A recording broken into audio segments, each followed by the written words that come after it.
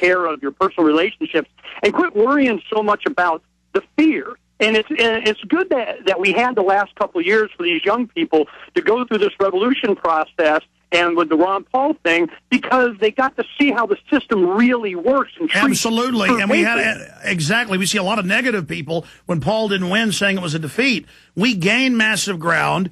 The libertarian patriot idea became dominant on universities, a third rail, something separate from the controlled left-right. And now people know about the private Federal Reserve. Now they've got 115 sponsors, up from 112 yesterday, to audit the private Fed. We're on the march. The empire's on the run, brother. You know, and I think they know it, too. That's why they've amped up the rhetoric and the speed at which they're doing what they're doing, because there is no saving it. You know, a lot of people go, well, Ernie, what can we do to... You can't save it. You just need to survive it. You know, I'm looking, I have 4 children from 19 to 23. My daughter just got married Saturday, my oldest daughter. And, you know, I have, you know, them to think about the future and my grandchildren coming and all this. And I can see where the revolution kind of starts to focus not just on the younger people, but as you become a grandfather and you get into that age bracket, you kind of get locked here. It's not like I can go to some other country or just leave. You have so much room. No, I was about to say, now that I have 3 children, I can envision my grandchildren. And it was just like when I had that professor on from the Netherlands, not from the Netherlands, from Denmark. He was saying Netherlands for Denmark. You know, he's getting attacked for exposing how there was thermite in the buildings, and he did the test. But he said, when I look at my 4 grandchildren and my children, it doesn't even matter. I mean, there's not even a question. That's the thing. I'm not worried about being tortured, killed. And if we have that attitude, we're going to win.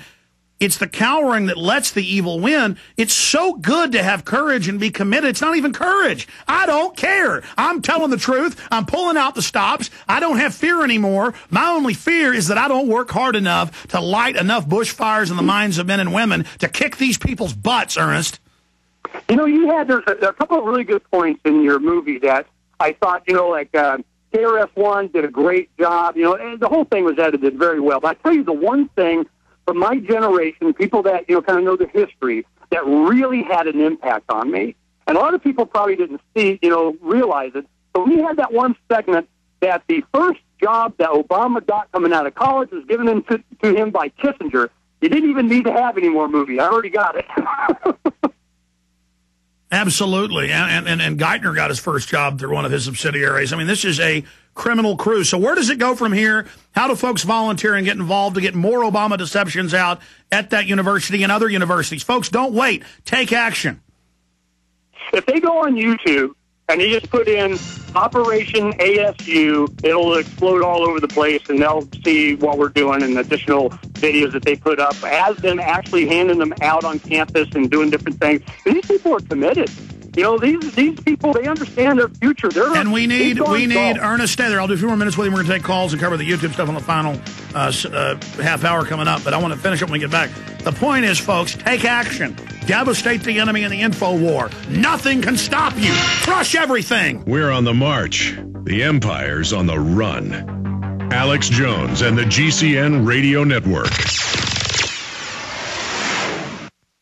Hi, my name is MZ, owner of KSCO in Santa Cruz, California. And like Alex Jones, I'm passionate about talk radio, that great bastion of freedom of expression for us all. I'm also passionate about helping people know the joys, benefits, and surprisingly simple methods of becoming entrepreneurs who work for themselves and not as wage slaves for someone else, or even worse, for large companies with no heart and soul, nor loyalty to their employees. If you are tired of being dependent on others for a living and ready to start owning yourself, loving your work, and setting the sky as the limit for your earning potential, I want you to know about an exciting, great business opportunity involving the marketing of healthful, dark chocolate that actually helps people lose weight and can help them make money, perhaps lots of it, just by helping us spread the word about this wonderful, unique product. Get on the web and go to chocolate.ownmyself.com. That's chocolate.ownmyself.com, and check out our opportunity. You'll know pretty quick if you're interested. If you are, we will connect with you and get you up and running. We don't want any money from you, and you'll be amazed at how simple this system is. Remember, chocolate.ownmyself.com.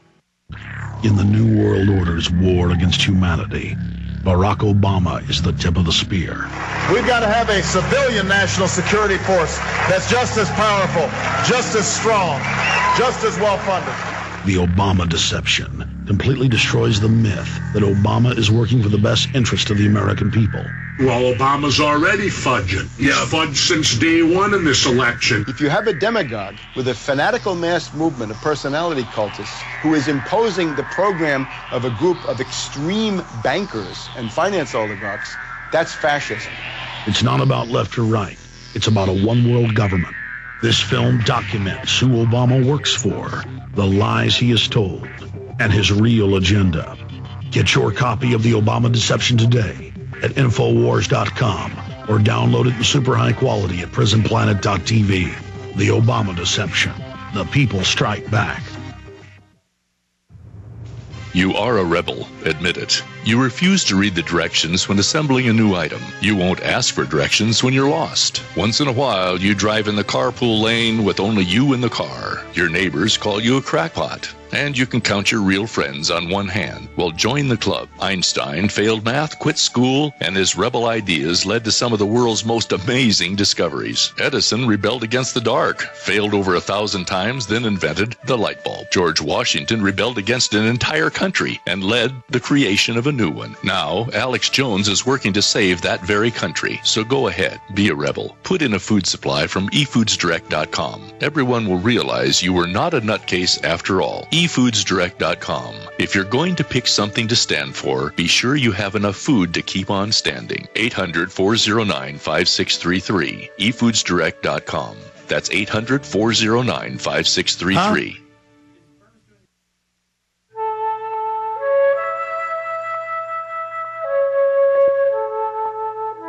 Okay, I got a bunch of calls. Robert, Mike, Michelle, Sherry, and Wendy. I'll at least get to those, but I've got to recap what YouTube subsidiary minions have done. Google subsidiary minions, YouTube have done. And all this other stuff going on with just open attacks on free speech everywhere.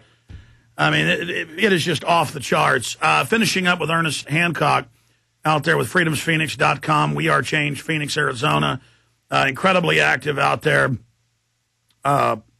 Finishing up, what is the response so far? I know I asked this, but I want to hear specifically. I mean, what are the Obamanoids doing and the right-wingers? Because when they see this film, a right-winger goes, oh, good, it's bashing Obama. They watch it and they find out it exposes the controlled right as well, and it shatters their paradigm. And the experience I've had, that's what the film's designed to do, is take the blinders off, stop the little false, orbit of left-right around each other's in this binary system.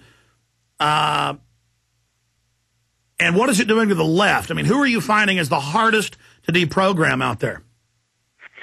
The left, we had a lot of experience with the left in the anti-war part of this. So they were already, when Obama started, bombing Pakistan and adding into Afghanistan and not pulling out of Iraq, I think pretty much the bloom on the rose was done. And this was a very empowering and gave them the idea of where they should be directing their effort. But I tell you, the biggest thing is a lot of the people that were very hardcore Obama supporters, I think they kind of knew that this was all just a sham. It was to bring in what they wanted was the centralized, central planned elite kind of government thing, and they were going to get a part in it. Exactly. I've talked to the hardcore Obama supporters, and they're like, communism, we're going to get your guns. And I go, well, wait a minute, but Obama works for the banks. That's right. It's a power trip. We're going to suck off the middle class. We're parasites. We're going to get power. Go ahead. No, I think that's exactly right. So, and you can see a lot of the people that they counted on, and when I really started to see it was when we were in Crawford. The blogs that were there, when they mowed down all those Arlington West crosses and so on, the Obama people that were heavy on the blogs, they're from the Freedom House, did not want that reported. And it started to see what was happening. They were there to control the media in such a way as to get the war, the extraction from the war. They tried to get Cindy Sheehan, and this is where their break was, is they wanted her to advocate the slow withdrawal, the removal, not this immediate thing. And she didn't sell out. She didn't sell out. She kept her soul. Briefly, and then I got to let you go. I'll have you back on, because I was out there quite a few times, but you stayed out there a lot. And I talked to Cindy, too. I interviewed her when I was out at